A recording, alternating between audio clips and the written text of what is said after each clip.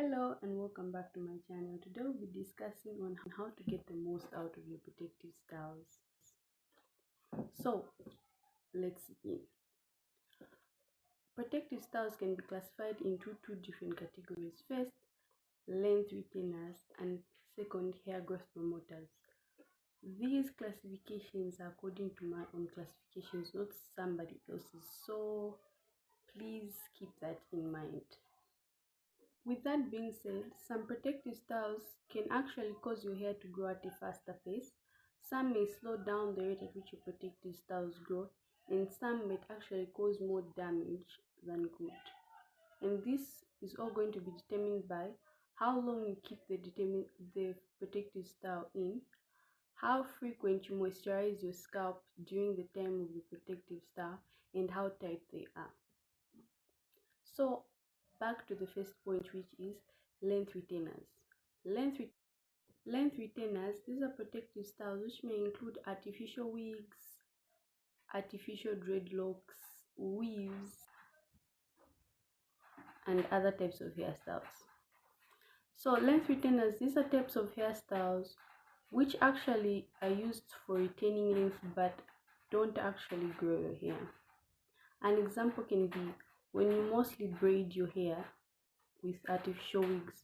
Your hair is actually kept tightly locked inside the artificial braid, causing it to be safe, but this doesn't necessarily actually prevent damage from external things, because the braids themselves can actually cause more damage than good, which is intended, which is why length retainers, I wouldn't really consider them protective styles that can be used in a long term to help promote hair growth, because they actually do the opposite of that.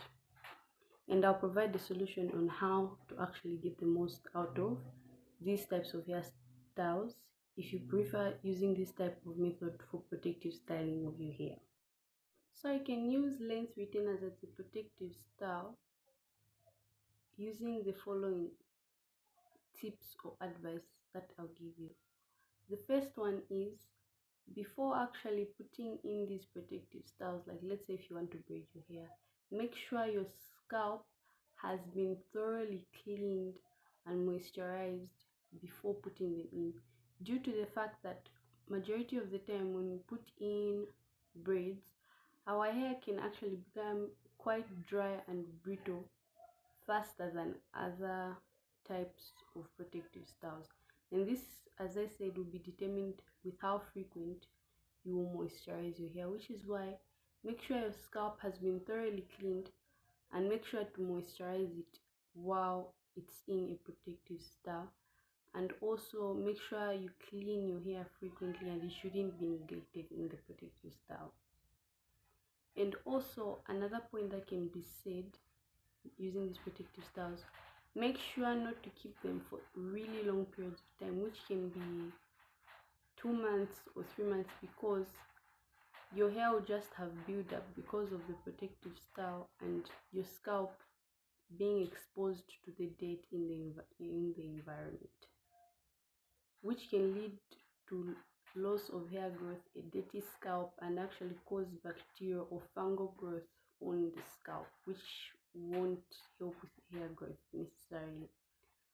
Which is why you could actually opt to keep your protective style in for at least 3 to 4 weeks, and make sure your scalp is being cleaned and your hair isn't neglected in the protective styles. And why I wouldn't actually promote protective styles, another reason would be the fact that when protective styles are in, depending on how tight they are, because somehow protective styles may be too tight that your scalp would not have enough room for new hair follicles to actually grow out of your scalp, which actually needs to be improved. That way your scalp doesn't actually need to have tight protective styles in such as certain types of cornrows, which won't be beneficial for hair growth if you're planning to grow your hair. Because you should take note that length retainers just prevent breakage and keep your hair locked away for a short period of time before you get back to taking care of your hair. Our second protective style is hair growth promoters. The reason I classified these following hairstyles as hair growth promoters is because they actually help the hair grow at a much faster pace compared to length retainers. Length retainers mostly cause damage on the scalp if left uncared for more than good, whereas hair growth retainers actually promote more growth, which is where the name comes from. Hair growth promoters, these are protective styles which include mini twists, African banding, twists, and some types of corners. Because they are majority of the time, these protective styles are actually used with our hair and keep the ends tucked away carefully. That way, more hair growth is promoted. These protective styles in themselves do promote hair growth, but if not used correctly, would actually leave your hair stunted, which I would actually explain more in the next video that would be recorded. Hair growth promoters can actually grow your hair at a faster pace if done correctly and the methods are applied correctly. Please remember that despite the tips that I'll give you in these videos, it all depends with yourself, the routine that works for you, and if it's consistent, a good diet, and making sure to drink lots of water, because your cells need to reproduce, and drinking lots of water helps nourish the hair more. I actually prefer these types of protective styles when I was in school because it allowed my scalp to be visible, and on top of that, my hair would always remain stretched and it would be easy to detangle on wash days. On top of that, there would be low maintenance, easy to take care of, and my hair would always be stretched, hence leaving me enough time to keep track of my hair growth. And of course, even the fun styles that were involved with these types of protective styles. And if you are not in the protective styles that I mostly did, this was African styles. Anyways, back to the video. These types of protective styles can actually help your hair grow if done correctly and if you're not too dependent on them. If you become too dependent on them, you can actually cause more hair damage than good. And I'll leave a link in the description box below explaining on why not to become too dependent on protective styles.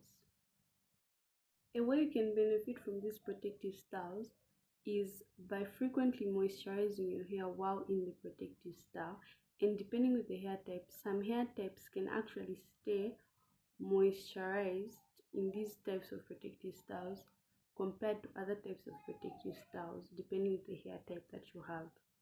Hence, I would recommend you to wash your hair in the protective style to prevent scalp buildup of products, because regardless of the type of product, if it's good or not, scalp buildup can just cause irritation, hair fall, stunted growth, bacteria growth, and a weird fungal infection in the scalp, which I wouldn't want any of the people watching this video to have due to these protective styles. But as always, remember that regardless of the tips that I'm giving in this video, do what works for you. And then you can do low manipulation hairstyles with these types of protective styles to ensure that your ends are neatly tucked away so that it allows hair growth and less damage to the ends. And while your hair is in a protective style, please remember to eat healthy, drink lots of water, because the daily intake of what you put in your body also affects how your hair is going to grow and how your body's reaction to the foods are going to be.